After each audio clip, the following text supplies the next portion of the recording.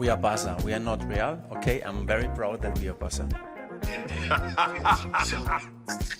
The here we go is coming soon for Xabi Alonso to become the new head coach of Real Madrid. After 20 years at Liverpool Football Club, I'll be leaving at the end of the season. Breaking transfer news, Real Madrid have completed the signing of Dean Howson from Bournemouth. Howson's deal is for 5 years. He will be available for the Club World Cup. And so, Real Madrid are now for sure considering Álvaro Carreras as one of the options, not the only one as left back, but for sure one of the possibilities with a player more than keen on the move to Real Madrid. The biggest tactical revolution is coming to Real Madrid in decades. Over the last few years, Real Madrid has heavily relied on signing the best attackers in the world, but have relied on those players to adapt to the opposition. Xabi Alonso is a much more structured manager that relies on the balance of structure and freedom. At Bayer Leverkusen, Alonso blended tactical discipline with individual creativity, an ideal mix for a talent-heavy club like Real Madrid. Unlike traditional Madrid managers like Carlo Ancelotti, who's a great man manager, Alonso represents a more of a Guardiola-like coach, with more flexibility across phases of play. Though associated with pressing, Alonso's Leverkusen and Real Madrid both rank similarly in pressing matrix. They are both 8th in their leagues, suggesting strategic pressing rather than relentless intensity. Xabi Alonso's core principle is around control. Alonso emphasizes game control, whether through possession or well-structured defensive and counter-attacking. He's not too rigid about formations. He adapts based on the game situation, valuing principles like positional play and pressing over fixed shapes. And the other thing about Xabi Alonso is he's very flexible in his identity. While Guardiola is an influence, Alonso uses various ways to dominate games, using deep blocks and transitions, not just possession. What he's walking into is a very demanding side. Now let's talk about some of the challenges that Xabi Alonso will have as the manager of Real Madrid. He is walking into a side that has superstars. We don't need to talk about who some of these players are because we all know them. And in some cases you have Kylian Mbappé, who Real Madrid, when looking to sign him, believed that he was going to cost them about 15 goals over the course of his season due to his lack of pressing. But they felt like his offensive output would offset those goals that they would lose due to his lack of pressing. When Luis Enrique was managing Kylian Mbappé, he famously had that talk with him where he was trying to get him to press more. And that has been a challenge with Kylian Mbappé since he's come to Real Madrid, as well as his lack of enthusiasm around pressing. Now Xabi Alonso, although his team is not relentless in terms of their pressing, but they do strategically choose moments in games to press as a unit. Xabi Alonso's system depends on everybody in the team pressing and doing their part. But before Kylian Mbappé arrived at Real Madrid, Vinicius was pressing. He was working very hard off the ball. But this season, we've seen a significant drop-off in Vinicius's pressing intensity. He's dropped off because Kylian Mbappe's lack of pressing is infectious. And during the time of Cristiano Ronaldo, when he was at our club, Karim Benzema, Gareth Bale, the other players on the team worked very hard for Cristiano. And they knew that he was the talisman. They needed to get the ball to him in the attacking third, and the entire team worked very hard for Cristiano Ronaldo. But the problem that Real Madrid has currently is there's a lack of balance in the side, because both Kylian Mbappé and Vinicius are both acting like the stars of the team. And it's about time that Vinicius accepts the fact that this is now Kylian Mbappe's team, and he needs to be working for Kylian to do more of the defensive work off the ball and to get the ball to Kylian Mbappé in the attacking third. When looking at Xabi Alonso's Bayer Leverkusen team, they rank in the top 5 across Europe for possession sides. This season, Carlo Ancelotti has talked in lengths about being a more vertical side, so moving towards being a more possession side would be a significant shift from what we've seen this season. Just looking at some of the personnel that Real Madrid have already signed this summer, the likes of Dean Huijsen, the likes of Trent Alexander-Arnold, you can already see that these are players who are very good in possession play. And it's been reported through multiple sources that Xabi Alonso is now getting more say over the transfers. So now Real Madrid is just finalizing Carreras. Xabi Alonso has reportedly told Real Madrid that he wants fullbacks that can attack. And although Trent Alexander-Arnold is a much different fullback than Xabi Alonso had at Bayer Leverkusen with Frimpong, He's not a guy who's going to run up and down the flank, but he is a player who can whip in a cross, who's very good with the ball at his feet. And that's why potentially you might see a player like Trent not only at times playing as a right winger, but moving into the midfield to form a box midfield. But one of the things that is very exciting about Xabi Alonso being the manager of Real Madrid is you're going to see a system that's much more cohesive in terms of build-up play from the back. One of the things that Xabi Alonso really emphasizes in his team is being able to draw the opposition to press you and then playing more vertical passes to release the attacking players. That's something they've had a lot of success with teams that have looked to press his Bayer Leverkusen side. And if you look at the teams that Real Madrid have struggled with this season and historically under Carlo Ancelotti, it's been the teams that have been very good at pressing.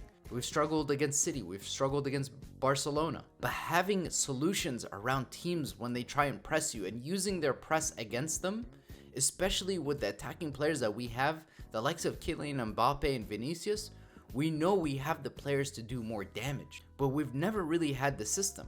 And you've also seen a regression of some of the young players in the team. When you look at players like Camavinga, Arda Güler, and Endrick, reportedly Juni Calafat, Real Madrid's head scout, who scouted many of these players, he's the one who intervened to get Arda Güler to Real Madrid. He apparently has been very critical of Carlo Ancelotti's lack of use of some of these young players. The thing that helps young players the most in developing their talent is just minutes on the pitch. And the lack of squad rotation to Real Madrid starters is what really cost us this season. In the fact that Real Madrid has looked very poor when teams have had transition opportunities against us. There's no structure in this team, and Xabi Alonso is definitely a very structure-heavy manager. One of the things that Real Madrid really struggled with throughout this entire season as well is the fact that our opponents have significantly outrun us. Even in matches where we were down, like for example against Arsenal in the Champions League, in the second leg at the Bernabéu, we still got outrun. And part of the reason why that's happening is positionally, some of these players don't know if they should overcommit their position. A lot of players are very conservative, not wanting to make overlapping runs, not wanting to leave the team exposed. But one of the first things that Xabi Alonso will undoubtedly do at this Real Madrid team is just build a little bit more structure around where players should be in possession and out of possession. Many people assume that Xabi Alonso is going to play with a back three, but if you look at how Xabi Alonso played with Real Sociedad B when he started his coaching career, he actually played with a back four. And given how many quality midfielders Real Madrid currently has, it would not surprise me next season if we see a back four and not a back five. But in possession, you will see players like Trent move into the midfield to form a box midfield, and you'll see Carrera push high up the pitch to help Vinicius in the attack, where Vinicius will shift into the middle more. The thing about Xabi Alonso is he adapts his shape and players and instructions to his players depending on the opponents. So it's less about having a rigid structure like Jurgen Klopp and Pep Guardiola where they try to implement their way of playing football against their opponents. That's not how Xabi plays. Xabi will have different instructions for his players depending on the opponents. So if they see a tactical weakness that they can exploit, he may ask one of his fullbacks to either pull back in the build-up phase or push high up the pitch. This season, Carlo Ancelotti played with a 4-4-2 formation out of possession. And he publicly said that he likes to play with a 4-4-2 formation out of possession. But that has also made Real Madrid's scouting very predictable. Our opponents know exactly the way we're going to play, and it's made it very easy for them to set up against Real Madrid. And what a coach like Xabi Alonso provides you is that unpredictability of not knowing if he's going to play with a back three or a back four. And if he does decide to go with a back five, that still changes in the build-up play. Because a lot of the times what Xabi Alonso likes to do is institute more ball carrying from his fullbacks to disrupt the shape of his opponent. And that's why he's been so adamant in signing fullbacks that have that quality and that ability to carry the ball and provide more in the attacking third. One of the things that was reported, Xabi Alonso wanted to recruit Arda Güler, that he's a huge fan of his. And one of the players we're not sure if he's going to stay or leave for next season is Rodrigo. Personally, I love Rodrigo and I hope that he stays, because we've all seen the potential with Rodrigo. He's unquestionably one of the best forwards in Europe on his day, without a question. This season he had a rough patch, but part of the reason for that rough patch is the entire team underperformed. If you look at Vinicius's numbers this season versus last season, there's a huge drop-off. If you look at Jude Bellingham's numbers, also a huge drop-off. So there's no surprise that Rodrigo's had a difficult season. But if hopefully Rodrigo stays next season, I think we can see Rodrigo go to the next level. Just take the example of PSG. How many left forwards do they have? The likes of Dembele, Desiree Doué, Kvaratskhelia, and on and on. These guys are all left wingers. Yet Luis Enrique has found a system to incorporate all of them.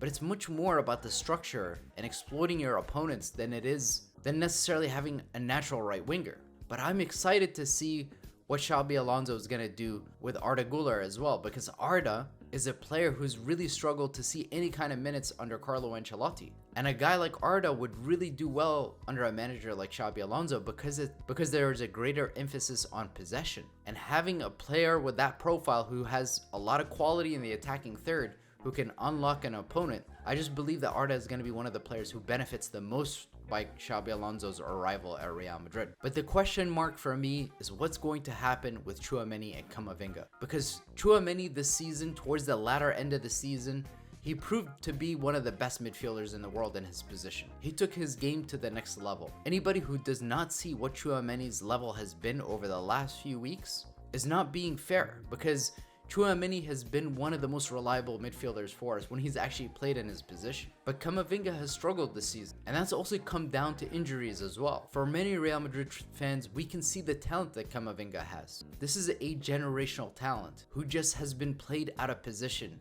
We've hardly seen Camavinga play at the 8, but his ability in a two-way presence, his defensive actions are second to none, his tackling, ball winning, but as well as his ability in the attacking third. So that is another player I'd be keeping my eye on to see what Xabi Alonso does with Camavinga's career. Alonso is viewed as a hybrid solution, a tactically sharp manager with more modern ideas who understands Real Madrid's ethos. Next season, you can expect him to blend structure and give superstars their freedom. But undoubtedly, Xabi Alonso will encounter some rough patches. One of Carlo Ancelotti's biggest strengths as the manager of Real Madrid was managing the position itself, being the Real Madrid manager, and making sure that he managed those rough patches. Because being the manager of Real Madrid is the most difficult managerial job in Europe. So what happens when Xabi Alonso starts encountering some difficulties, a rough patch, a defeat or two, his first loss at home? There will be question marks, and people will be asking, did we make the wrong decision hiring Xabi Alonso? How about when Kylian Mbappé, Vinicius maybe fight over who's going to take a penalty? Carlo Ancelotti has been able to keep our locker room somewhat quiet away from the media. We have not heard throughout this entire season about any players internally fighting with one another. But Xabi Alonso is young. He's only in his early 40s. Can he galvanize the team and get them to adopt his way of playing football? Can he get them to work harder? Can he get them to run those extra miles? The demands at Real Madrid are so high. And I, for one, will hope that Xabi Alonso is successful at Real Madrid. And if you ask me personally, how will Xabi Alonso fare with Real Madrid next season? I'll tell you that Real Madrid will dominate the opposition next season, barring any major injuries to our key players. Let me know if you guys agree. Are you as excited as I am about the Xabi Alonso new era that's coming to Madrid? Let me know in the comments. Thank you for watching, and Hala Madrid.